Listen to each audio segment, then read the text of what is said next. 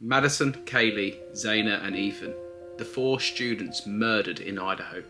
Today we're going to look at the timeline and what we know so far, and we're also going to talk about whether Bryan acted alone or whether there was more to this case. My name is James and this is Bold Crimes. So I am obsessed with this case at the moment, what's going on in America. I have followed this from the moment it got to us here in the UK, which is pretty quickly when the case happened. I think it was the morning they actually found the bodies that we first heard of it. Anyway, I want to discuss today the timeline, what we know so far. Now, this is a timeline that has been given from the police and also from the families. The trial for this case is actually coming up at the end of October, so it'll be really interesting to see what comes out in the trial, what we don't know so far. But I want you guys today in the comments to let me know whether you think someone else was involved or whether there's certain things that do not add up, especially when it comes to the 911 call. Why was that left for so long? Anyway, let's get to the timeline. I'll talk through exactly what happened and what we know so far. Okay, so let's start this timeline. We're going to start at 8 p.m. 8 p.m. on Saturday, November the 12th, 2022. That is when the police have come out and said at 8 o'clock, Ethan and Zaina arrived at the frat party. And they left the frat party at 9 p.m. So they're only there for a short time, only there for an hour when they left. What we've also been told by Kaylee's family is Kaylee and Maddie were picked up from their home at around 10:15 p.m. And they arrived at the corner club located at 202 North Main Street around 10:20 p.m. So around 5 minutes. Moscow police claim 10 p.m. on the Moscow police map. So we know anywhere between 10 and 10:20, the time they got picked up and by the time they arrived to the party. So we know it's roughly within that sort of 20 minutes, maybe half an hour time bracket really. So let's start with the timeline of the morning of the murders. So 12 p.m, Zaina speaks to her father, and this is according to him, and he said she sounded absolutely fine, but there was no mention of the boyfriend at this point. So she didn't say to Zaina's father, from what he has told people, that she mentioned she was with her boyfriend, etc. Now, she might not have told him, it might have completely slipped his mind, whatever it may be. But I think little details like this will probably come out more so in the court case, in the trial coming up. Police believe the two surviving roommates had returned home by this time. Both had been out in Moscow community, but were not together. Kaylee and Maddie leave the corner club around 1:30 a.m, according to the Moscow police. Kaylee and Maddie appear on the Twitch live stream of the grub truck, the famous grub truck clip that we've probably all seen if you've been following this case here, where there was lots of potential suspects at that point. A lot of people quite suspicious of the larger gentleman at the time, you know, who was kind of watching over them. They seemed to be interacting with people. But as a student, when you've been out drinking the night before and you go to these food trucks, you might speak to a lot of random people, and a lot of the people you have seen around like campus, etc. So you're going to know a lot of them. So for me, when I first saw that clip, it wasn't overly suspicious. At 1:45 a.m, according to Moscow police, Ethan and Zaina arrived back home at 1122 Kings Road. According to Kaylee's family, Kaylee and Maddie called for a car to pick them up at 1:49 a.m. And with the grub truck footage, you do see them kind of scurry off quite quickly. It seemed at the time they had maybe an altercation with someone there. But as I said, after drinks and stuff, you know, it could be just a quick, hello, we've got to go because the cab's arrived. So when you first watch that clip, it seems they did scurry off quite quickly. So Kaylee's family also confirmed that the ride home should take around 5 to 6 minutes. So even if we're looking at 1:55 would be the time they would have arrived home from that location. Now we get to the really interesting part. The part where we might not have all the answers at this stage.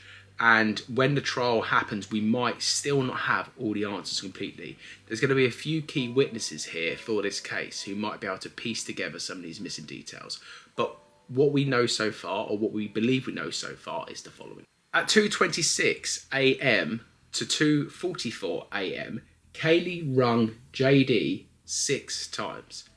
And without an answer, at 2:44 to 2:52 a.m, Maddie also calls JD 3 times. Now, when I first heard this, I did think to myself, what was the reasoning behind the amount of calls? But again, as I say, with drinks and alcohol involved, you are going to be not thinking straight. So that would make sense. They were trying to get through to him. When I first heard about these calls, though, I did think to myself, were they calling him for help? And at this point, we probably still don't know whether that is the reason for the phone calls. But if I was trying to call someone for help and I couldn't get through, I would probably message them as well and see if they read the message to call me back. Because, knowing the students out drinking, etc., he might think they're drunk, they're trying to call me, and in a way, I don't want to speak to them while they're drunk. But yeah, if they were calling for help, would they have not have messaged him? At 2:52 a.m, Kaylee's phone makes a 7th and final call to JD. And that's the last call she made to him. So at that point there, is that where the killer maybe entered the house? Or why did they stop calling him? Did they fall asleep? Again, things that we have not discovered as of yet. Bear in mind as well, this is all according to what we've heard from Kaylee's family as well. None of that part of the timeline has been confirmed by Moscow police. The parts of the timeline that are confirmed, I will say as we go along the timeline as well, to keep you guys up to date of what is actual facts from the police and what the family believe in. So let's get on to the murders and what the coroner actually believes. He believes they were killed between the hours of 2 and 5 a.m. Now, 3 hours is a long time. We haven't got any accurate times, but from what we're hearing from the timelines, we can probably narrow it down a little bit more. Probably narrow it down anywhere between 2:45 and 5 a.m. But what the police are actually saying, they believe it's more between 3 and 4 a.m. is when they believe the victims were killed. Now, what they are saying, Kaylee and Maddie died in the same room together. It's creepy when you think about that, two close best friends in a room together being brutally murdered by someone. Now, were they murdered at the same time? Did it happen quite quickly? Was it a slow process? Did one of them have to watch their friend get murdered? A big thing that's always made me think a lot about this case. Where was the noise? Where was the screams? Was there screams? Because there was 2 other people in the house at the same time. At least 2 other people is what I will say at this point as well, who actually didn't react to that initially. And I think to myself, if I was in a shared accommodation house with students, you must have heard something, a commotion, a scuffle, a scream. But were they both asleep? And did it happen that quickly where they couldn't react to it? So again, in the trial, hopefully we'll find out a bit more about that. And that's exactly what the coroner has suggested. He believes that the victims were asleep at the time, which makes a lot of sense with it being between the hours of 3 and 4, if the police have kind of stated that and that is the actual fact of what had happened to the victims. After a night out of drinking and coming home and they've been making the phone calls and all the rest of it, you would normally be asleep at them hours. So that would make a bit more sense that they were actually asleep during the murders. So let's talk a little bit about the 2 surviving roommates, Dylan and Bethany. So this is the most surprising thing for me of this case so far. If there's a killer in the property, why has he left 2 roommates to survive? Has he not been able to get into the room? Has he not seen them? Did he assume there was only 4 people there? Or has Bryan, and I'm going to say Bryan, but innocent until proven guilty. So has the killer gone in there and targeted someone in particular and had to kill the others based on that attack? Has he been spotted? Has there been a struggle? Has he gone to get 1 person? Has he gone to get 2? Or is it just a random attack? For me, it feels too personal to be a random attack. Considering the murder weapon that he used to kill the victims, it feels very personal to go and stab someone and to do it with that brutality. So that's always played on my mind, whether it was targeted and whether he didn't know the other 2 were still in the house. But before the surviving roommates actually called the police, they summoned some more friends to come to the property because they were saying that a couple of their friends were unresponsive. Not murdered. There wasn't a pool of blood. They were unresponsive. And I think with this kind of crime, for me, there would be blood everywhere. You would have thought there'd be so much blood at the crime scene. So the fact that they called a couple of friends to come because they claimed people were unresponsive, again, was a bit of a strange one for me. I would think that you would kind of see, like, the wounds, you would see the blood. You know, it's not like you've seen someone pass out and you think they're unresponsive. So again, that was quite shocking for me.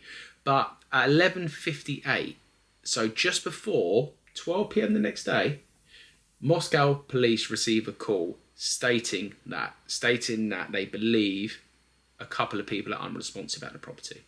They didn't say had been murdered, didn't say there'd been a crime committed. Unresponsive. Again, rang some alarm bells, and I think when I first heard about this case, that was something else that stood out to me as well. I would have thought this place would be an absolute crime scene. Blood everywhere. But from the sounds of it, from the call, that wasn't noticed. Now I think to myself, with the surviving roommates as well, we'll go on to a bit more detail about more of the crime itself and how it was committed and what the timeline is of the event of the crime and the rooms, etc. And the fact that the suspect, Bryan, walked past one of the surviving roommates. But we don't really know too much about that. Was it dark? Was it in a shadow? Was she behind a door? You know, or did he know one of the surviving roommates and didn't want to kill them? Had, you know, maybe guilt crept in? Or had he achieved what he wanted to do? There's much more to go on this, and I'm going to follow up today's video with more videos about this case because I am absolutely intrigued to know what you guys think, what happened there, because that's really strange to me. Also, another thing, the fact that she had seen him and not acted, you know. If you had seen someone walk through the property and walk out the sliding doors, would you not go and investigate? Would you not go up to your friends' rooms? Would you not call the police at that point? Was she in shock? Which is another thing as well, which I considered. You know, was she in complete and utter shock? She didn't know what to do, so she couldn't call the police. Or is there more to this than we know at this stage? Let me know in the comments what you think. You've been watching Bold Crimes, and I'll be back with you soon for more on this case because the trial is coming up soon. And I want to dig a bit deeper with you guys before we get to the trial. Thanks for watching. We'll see you soon.